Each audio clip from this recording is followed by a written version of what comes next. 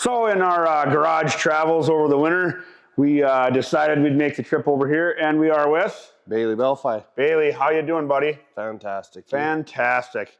Now these don't look like derby cars you got sitting around us here. No. And normally we're used to seeing you with some derby cars around you. Yeah, that's me. So this is your winter project, your downtime stuff, right? Yeah, I like to build hot rods. Heck yeah, heck yeah. So now we were talking off camera earlier, and we were talking about just some of the local shows where you started and kind of cut your teeth and been doing this for quite a period of time. Yep. So why don't you talk a little bit about your local shows and what you started driving and stuff like that. Yeah, when I started derby in 2005, so that'd be 19, going on 19 years. Yep. My first show I ever ran was in Monoman County. Okay. 2 weeks before Bagley, and then the following week was in Bemidji County. Okay. Or Beltrami County Beltrami. Fair. Yep. And the following week it was right in Bagley in my hometown. So Okay. it's kind of fun. We ran Chrysler Imperials everywhere we went. Right.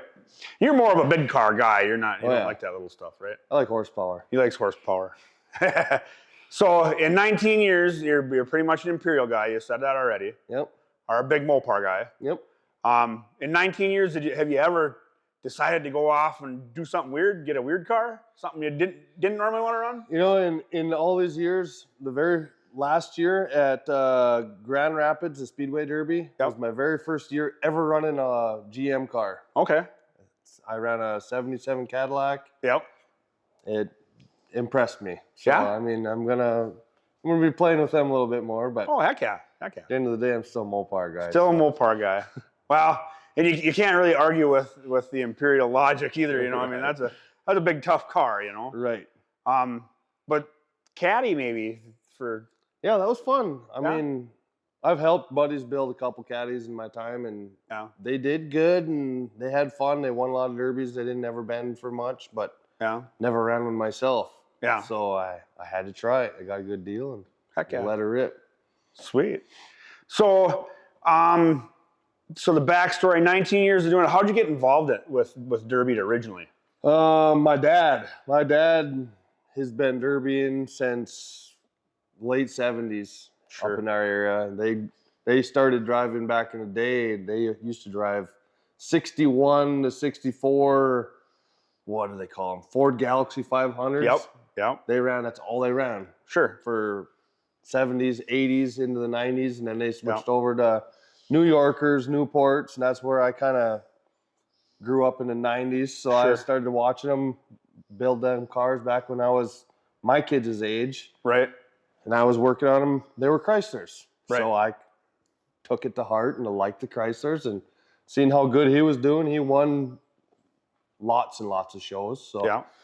So yeah, we just always ran them. And then he built a 62 Imperial in 2000. And then I jumped in it in 2005 and took over. Heck yeah. So that's where you come from. That's where you get your Mopar ideas from then. Yep. Any ideas, any thoughts of going like to a compact or going to I don't necessarily want to put you on the spot and have you say that you don't like the small cars or anything like that. We know you like the horsepower, but have you ever thought of just for shits and giggles, I'm going to jump in one of these times? You know, I've ran a few compacts. Actually, my first derby in Monoman was in a 77 Ford Pinto. Okay. I got for free from a friend. Yep. And that's the only way to get a Pinto. Right. But they were strong. Sure. So back when I was beginning, the first 4, 5, 6 years I derbied compact cars and full size. Okay. We'd bring them both to the derby, so we'd run both. Yep. I love the Pintos, Mustang 2s, Mustangs. Yep. They were tough. Sure.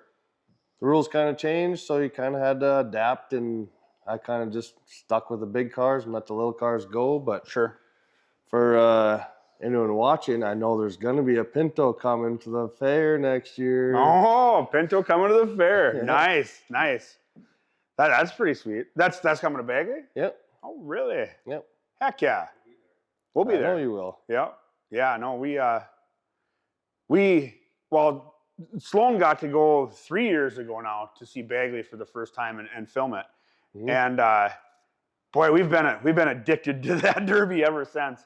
what a heck of a show. It's always It's a fun show. it's a fun show. It's a good crowd. There isn't a bunch of drama. There's just a bunch of good old fashioned derby going on. Right. And at the end of the day, everyone has a good time, has a beer together, and away you go. Yep. Yeah, that's I think the first time Sloan and I went together to Bagley, it was like 12:30 at night in the morning, and I'm looking at my watch and I'm going, are we going to leave or are we just going to hang? And there was still half the pits was still full of people. Everybody's still BSing afterwards, and it's like, wow, you really see the sense of community with that group. That's you know. fun. And yeah, and with that being your hometown track, that's 19 years worth of that fun. I can't imagine. You're probably one of the last ones that always leaves, huh? Oh yeah, we don't.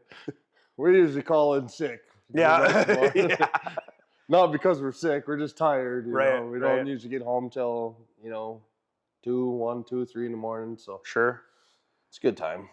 So now, in past experience, you've won all over the place, right? Yep. And in past experience, would you say that your hometown track, that your Bagley track, is your favorite one to go to then, or do you have certain ones that you like for certain different reasons? You know, I'm a Bagley guy. I like Bagley Derby. It used to be one of the hardest shows around because it was all Imperials. I mean, who can compete when there used to be 20, 30, 60 Imperials? Right. Nobody. Right. I mean, right. So they kind of shut them out, as everyone did for a while. They were letting them back, so we're running them again. But at the end of the day, I love Bagley Derby. It's hard hitting. I mean, it's a fun track to go to. Nobody complains at the end of the day. Like I said, everyone has a drink, shakes hands, whatever. At the end of the day, we're back to friends. Oh yeah, yep. It's hard to say it, but I think my all-time favorite derby is Grigla. Really? Way up north. Yeah. There's absolute no fuss, no complain, nobody bitch, moan, nothing. It's just fun. Right. That's a lot smaller kind of a venue too. It's not. They're just not even existing anymore. They don't even do it. But. Right. But I mean, even back in the day, that was one of the ones that was just it was a locally promoted. Right. I mean, you won $500 on a good day, on a good year, but you'd have so many competitive cars that would just. Right. I mean, they'd run hard, and there was no craps given. They'd just go. They go to have fun. To me, that's what Derby's about. You know, we did an interview a while back today, and we were talking about the stuff that a lot of these guys have seen, a lot of stuff that you've seen. In 19 years worth of doing it, there used to be kind of the grassroots good old boys, this different derby or that different. That's probably how Grigla always was right. That grassroots. Everybody brought maybe a different style car there, but nobody really gave a crap. Everybody was just out there to have fun and beat on each other. And right. When she was all said and done, it was all said and done, and you just kind of moved on to the next one. And right. It was fun. I always liked Grigla I went to college, Votech, for body work and mechanic work up in Thief River. Sure. I grew up with all them guys, and some of my best friends in the Derby community are Andrew Johnson, Derek Blackburn. They're from Thief River. So I talk to them boys every single day. I mean, it's just, they're good people. They ran up there. I mean, we ran against each other for many years, you know. Right. But they run that derby. I mean, they run Thief River or Fertile, derbies like that. So derby's kind of a community. You have fun. It's more like a big family after you start so long, and you know everyone. And you get that way. Now what do you think? I know in the last couple of interviews we got a whole nother generation that's kind of coming into it, some youngsters coming in, and 19 years doing it. And we saw your kids are running around here. They're not probably quite big enough to do it just yet. Mm-hmm. But what do you think is going to get that next generation involved and keep this derby community going for another 19, 20 years? Yeah. Big part of it is promoting and the older generation. I mean, I'm known in our area, I give a lot of parts away. I help the newer, younger kids that are trying to get into the sport. Sure. I give them tires or radiators if they need one, or a bumper, because I don't usually use stock bumpers anymore. So I just give them just small stuff here and there, but that makes a big difference, big impact in them. Sure. So, I mean, if it helps them kind of come and join the sport, more power to it. Right on. Not only that, is I get a whole bunch of kids that don't have welders or whatever, then they come over to my shop and I'll help weld them or show them what to do, or Heck yeah. just little things. Growing that next generation by helping them out, by accessing parts, by being able to teach them how to weld something together. Right. So that being said, and you being a big car guy, what do you think of this MWFA class? Do you think that is a good way to get these kids, at least a good cheap way to get them where they don't have to build something real fancy and they can get out there and try it? Right. I mean, I'm all about getting them into it. So whether it's chain stock class, they want to try something, or that new MYW, whatever you want to call it, class, it's easy. It's cheap. I mean, what are they going to have? $200 into a car? Well, go play. Right. And that's the one thing that I've seen with it, and I think that's part of the way that it's going, even just since we've started covering. Some of the chain builds are getting more of the youth coming into them because they are more affordable to get into. Mm-hmm. And then with that MWFA class that just came out here, I mean, it's been out for a while now, but we've just kind of took to it in the past few years with some of the promotions around us. It's the affordability to get into it. And I think all those kids that are doing that, or even young adults that are doing that, it gives them the opportunity for the experience, which we're all about the experience. But I honestly think there's not a class that they would necessarily want to stay in forever. Right. It's just something you cut introduction class. Right. And you cut your teeth with that, and you go, geez, I really like derbying. Right. So then you decide if you're going to be the compact guy or the full size. Right. I mean, everyone start out in what you want. Yeah. To me, I started in the compact world. Everyone up here knows that I started compacts. Cool.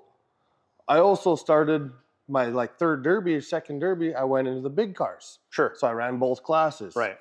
Did it for years, both classes, till actually recent years. I mean, but it's hard for me to give up a welded class. I love them welded. I love not building a car every other weekend. I mean, to me, it's a no-brainer when you don't have the time. Right. And if you have a car that consistently, it has the consistency and it does well and it doesn't bend in half right away, then you can have that, you'd set it off camera. I don't know what engine we're going to use for this one. So you just go through your stockpile and hey, this one's free. And as long as it's all relatively easy to stuff in there, right. Yeah, I mean, you're not building the whole car. You're just, I'm going to use this shell here, and I got that power plant to put in it, and away you go. So, we put that old Imperial together in a day and a half. Right. I mean, it sat for 7 years, I think, and we finally pulled it out of the weeds, shoved that motor tranny in it, and it was free. So we ran the stock old wore out. Right. 80,000 mile 318. And it doesn't take, I see a lot of these guys with high horsepower fancy and crossing brands over. All of a sudden there's an LS stuffed in this, and there's, they do a lot of that stuff, but you don't necessarily need that. I mean, if you have a good running rig and reliable, you need something reliable. And I ran mine out this year, and in my Crown Vic that I had a brand new 690 horse small block Chevy in it. Sure. First Chevrolet motor I ever ran. Yeah. Did I like it? Yeah, of course I liked it. When I looked down at the tack or the thermometer gauge and it said 300 degrees, it never shut off. Yeah. I hit the start button. It started right back up at that temp. Yeah. What more can you ask for? Right. No, and that sort of technology, I mean, that's come a long ways too. It's, I'm sure with you being an Imperial guy, you're probably a big block Mopar guy primarily, right? I've never ran a big block Mopar. Really? I've always, in all my years, up till 2 years ago with my first GM motor, I ran 318s, 360s. Really? Huh. I ran 360s that were bored and stroked out to 410 cubic inch. Yep. They were fun little 550, 600 horse motors. And Huh. See, I would have never thought that. I would have thought it would have been big block Mopar. I mean, big block Mopars are pretty impressive. They're pretty awesome. Yeah, So I would have just thought, well, why wouldn't you just stuff a 440 in that hot rod and letter buck, Heat. My dad was a big Mopar guy, and he always claimed keep them cool. Well, yeah. The only way to keep them cool is to run small block. Huh. So we did. Yeah, I learned something new every day. I just learned that. That makes sense. That's pretty neat. Yep. So in the grand scheme of things, then you probably learned a lot of tricks of the trade from your family then, Yep. Right? Yeah, my great uncle grew up right across the road, Everett Wilberg. His family and my family, we pretty much ran Bagley Derby for 30, 40 years. I mean, Yeah. they used to put on the show for 20 years before Yeah. the new guys took over, and then they ran it 10 years, and then, keeps on going. Keeps on going. Yep. Big Derby family. Yeah. That's awesome. I think that's a lot of what it takes for, that heritage to get passed on, and that, that's what keeps a Derby like Bagley going for 40 years, And that's awesome that you have that. That's a whole family of, not just the community that you run with, but your family is generations deep in it too. That's super cool that you keep on doing it, and I'm sure that you're passing that on to the boys too. Oh yeah, they love it. They're out there doing the Power Wheels derbies and right on fun stuff. They're out in the shop every night with me until way past bedtime. Yeah. Well, that's. I got a 7-year-old. My older boy, he can weld better than most of them 20-year-olds. Yeah. So I mean. Yeah, I've seen some. Yeah, I can believe that, honestly. But it's all the time that you're taking with it too, and the stuff that they're learning. That's kids got to learn from someone older. So I mean, why not show them? Right. No, absolutely. Show them the right way to do stuff before they develop bad habits. Right. I agree with you 100%. Not saying I don't have bad habits, but I'm saying we all do. But you know what I mean. Right. No, absolutely. And with the way the world goes now, I mean, even like with what we do, we go around and we film this stuff, and like Sloan was saying earlier today, he says, until he was actually in a Derby, he didn't understand the importance of what we do for a Derby driver. Right.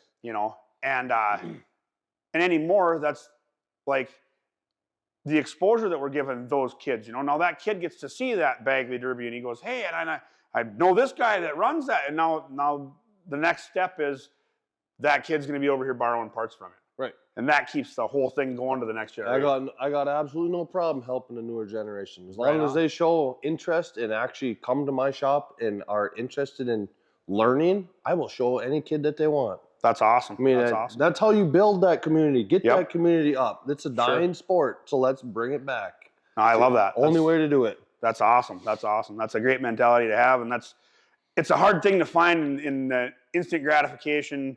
Everything's at your fingertips in the internet days. That's what we deal with, like, so much with the next generation that's coming up. And I think you touched on the right thing. Like, that kid shows up and he shows the interest and he's willing to learn. Mm-hmm. That's huge, and that's what it takes to keep that sport going. Exactly, 100%. Heck yeah, that's awesome. So anything else you want to touch on? I know we touched on it a little bit. You own your own business. Do you have sponsorship money behind you, or is it all coming out of your wallet? You're just doing this for fun? I do this just for straight fun. I got a handful of younger kids around that I kind of pay their entry fees or donate parts or whatever. You know, it's all for fun. I mean, at the end of the day, we're not going to make money at a $1,200 Derby. Right.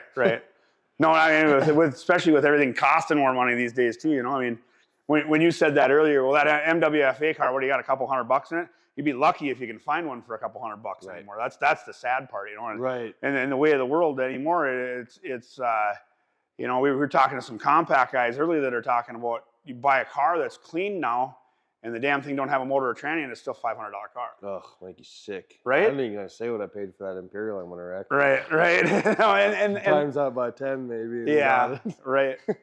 But that's how it is anymore. I mean, know it. And like you said before we got on camera today, that clean rust-free two-door car, that's still the funnest one to bend up. Oh, I love it. When I enter the arena in an absolute spotless, no rust, two-door hardtop, cold Chrysler, and I come across them and all them fans are going like this and booing me. There's no greater joy in my life than to wreck it. Well, I love wrecking cars that are desirable. Absolutely, and they all know it when they see you coming in too. They're like, "Oh, this thing's getting messed up." I mean, I got people call me all the time. You're not wrecking that car in your yard, are you? Yep. Yes, I am. We knew as soon as we drove in. I was just like, "Oh, that one's fun." No, that's. I don't know. Do you ever have sleepless nights because them guys are mad that you're wrecking their cool Mopar stuff? I don't give two shits one way or the other. I love it. I'd probably sleep naked, so if I roll over, they can still kiss my ass. I don't really care. That's awesome.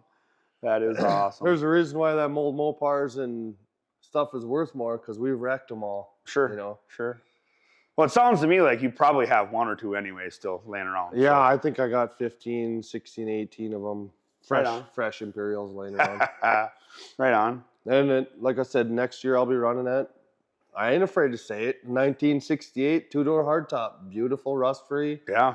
A buddy of mine shipped it up to me from Arizona. That's sweet. Absolute immaculate. That's a nice car. It should have been restored. Yeah. Well, you know, I mean, what are you going to get out of that though? Think of the years worth of enjoyment you can get out of making that thing a battering ram. I don't give two fucks if it wrecks in two derbies. It's not going to, but no. If it gets wrecked in two derbies, I had that much fun in it. Right. I mean, right. It's all about the enjoyment. I don't care if I win anymore. I just go out there to see how many hard hits I can do and to see how many seatbelts I can break. At the end of the day, I don't care. Right on. That's awesome. That's awesome. And I've derbied so many of them old Chrysler Imperials. I actually got a two-door driver, 67 two-door driver, sitting at the other shop. Yeah. Huh. So you're just gonna drive that thing until one day it becomes a derby car? Oh no, I'll fix it up. It's a driver. It's just about perfect. It's trying to raise the value. Yeah. Right. Yeah. That's the only way that one's, if you're gonna save it, the only way it's gonna stay worth money is if you wreck the other 15 you got, right? Right.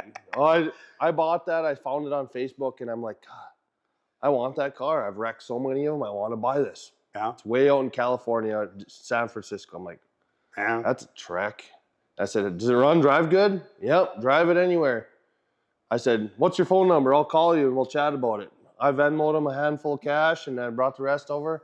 I flew me and my dad to San Francisco, one-way ticket. We got in that car and we drove it all the way home. Oh, wow. Yeah, I guess. There's always them guys that are bragging about their stuff and they say, well, I'd drive that to Florida or I'd drive that to California. They never do it. Never do it. Me and my dad looked at me when we boarded that plane. He goes, are you sure you want to do this? I'm like, what's the worst that's going to happen? We got to rent a U-Haul? Right. I mean, two Mopar guys, mechanics. I mean, I'd trust us to go across the world and something like that. I mean, you might as well. I mean, we did 2,800 miles. We drove that damn car across the. And we were talking about that earlier off camera too. You know, that's a lot more of the simple stuff too. It's when you pop the hood and you look at it and there isn't 14 computers and all these boxes of wires and junk all over the place.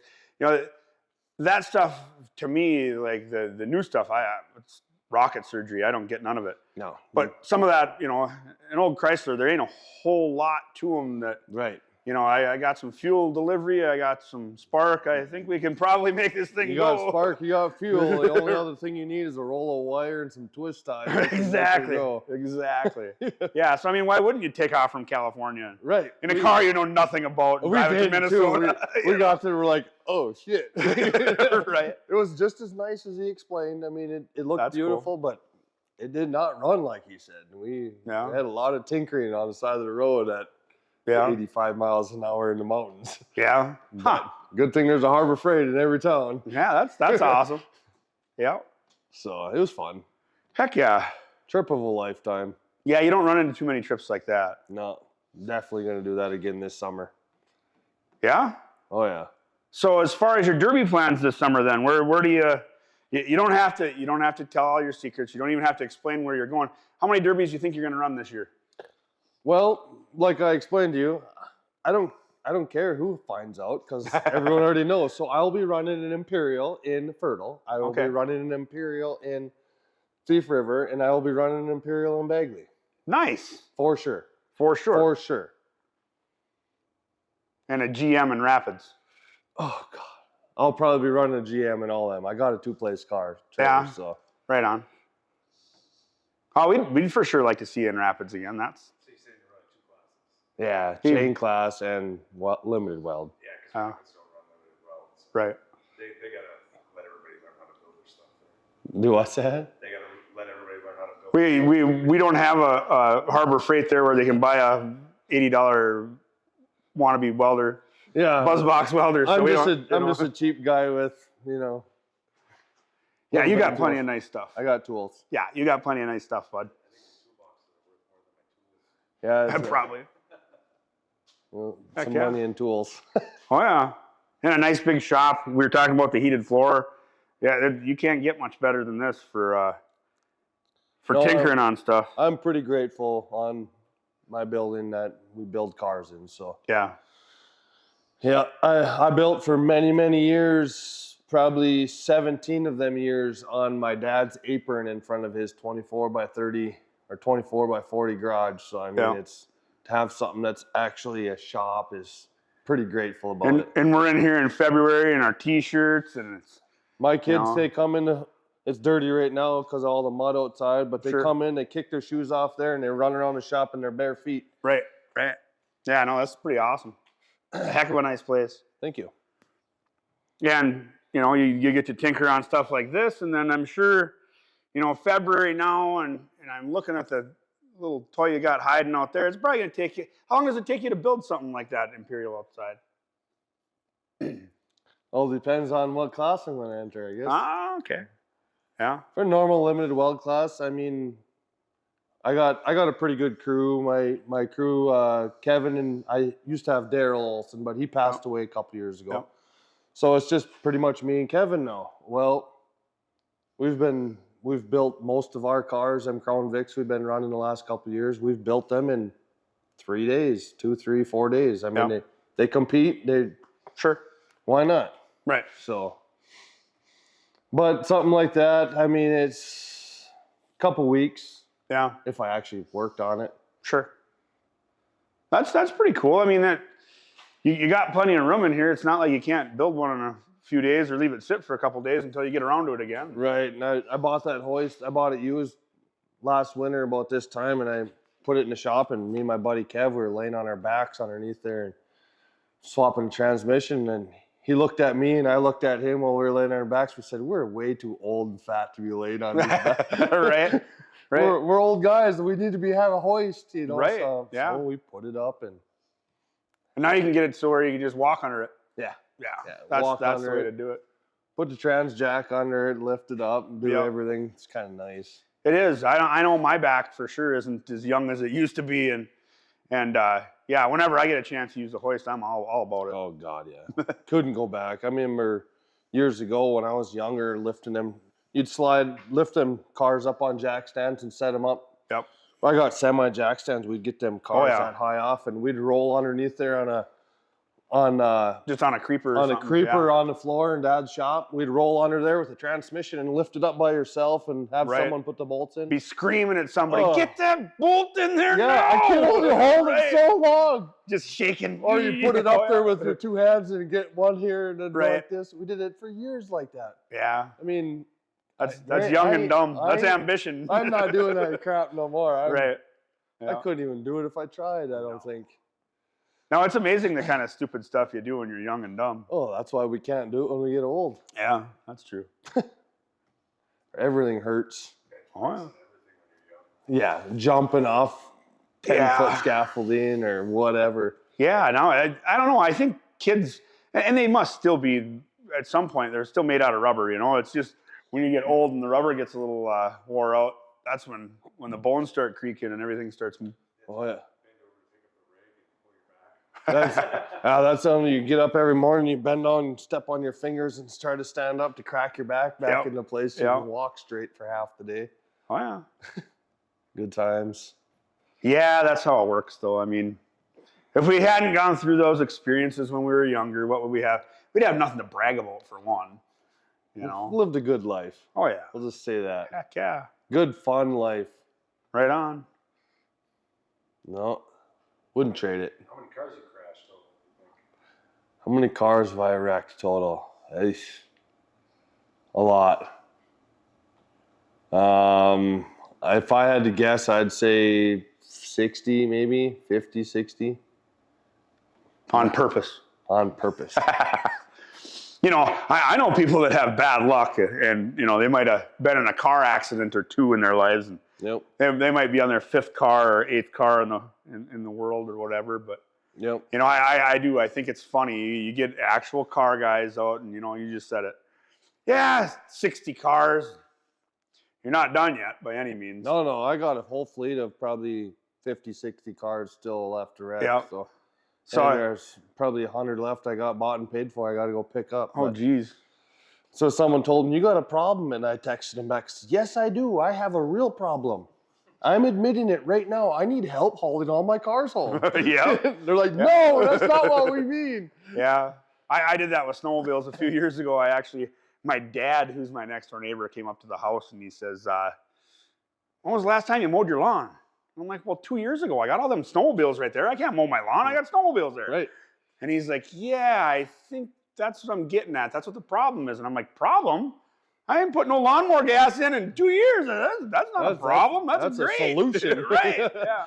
What he meant was he wanted me to sell about 60 of them. Yeah. They'll get over it.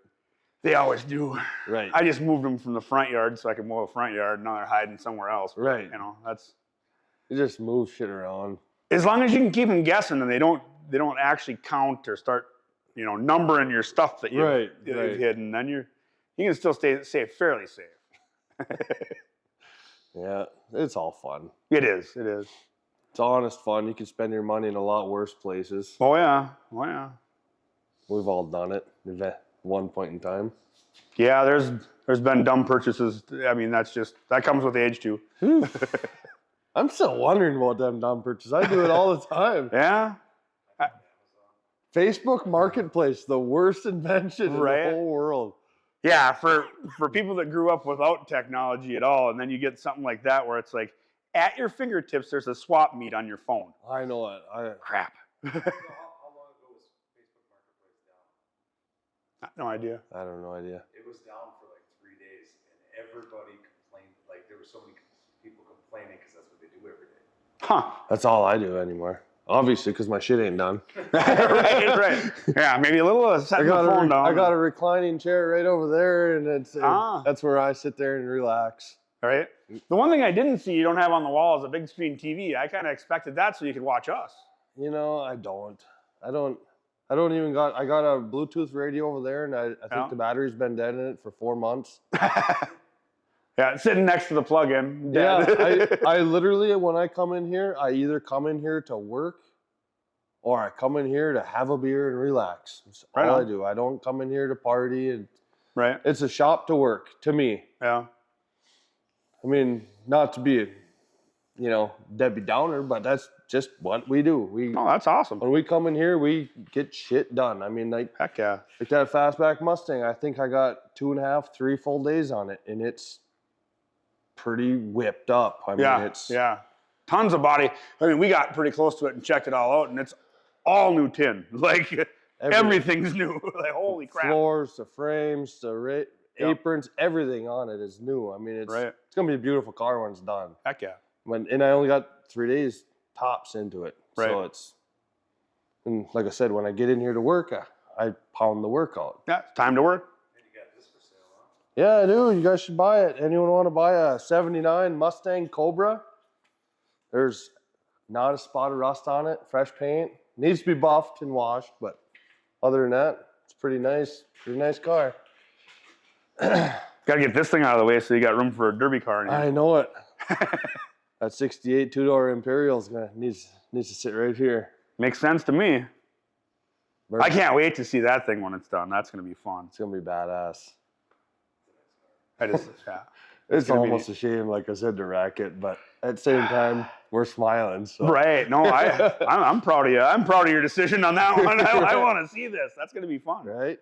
Heck yeah. I got a handful more of them that are just as clean up there in my stockpile. Yeah. That's awesome.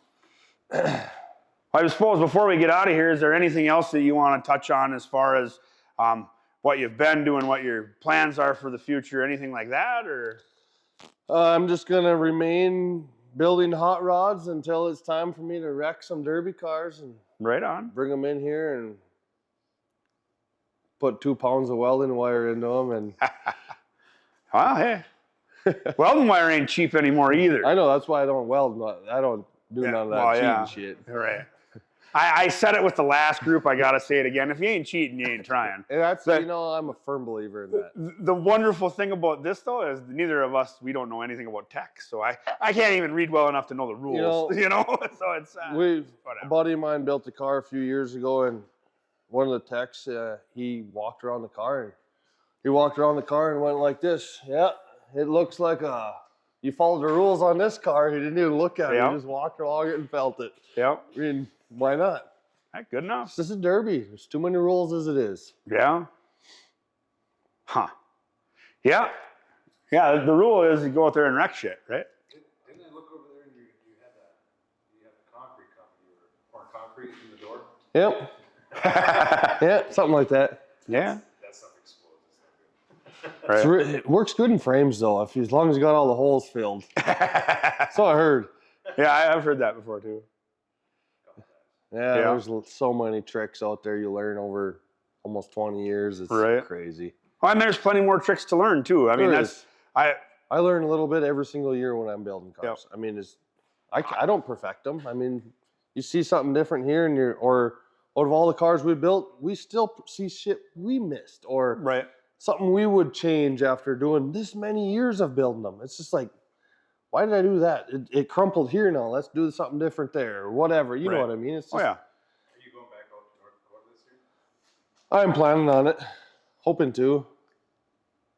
I guess we'll see. I'm trying to get work off for it. Yeah, Yeah. just call in sick. Yeah, they don't. Especially now that we have it documented that. I mean, Delete that, yeah. Well, we do have the editor behind the camera, so we might be able to get away with a little bit Right. here anyway. But yeah.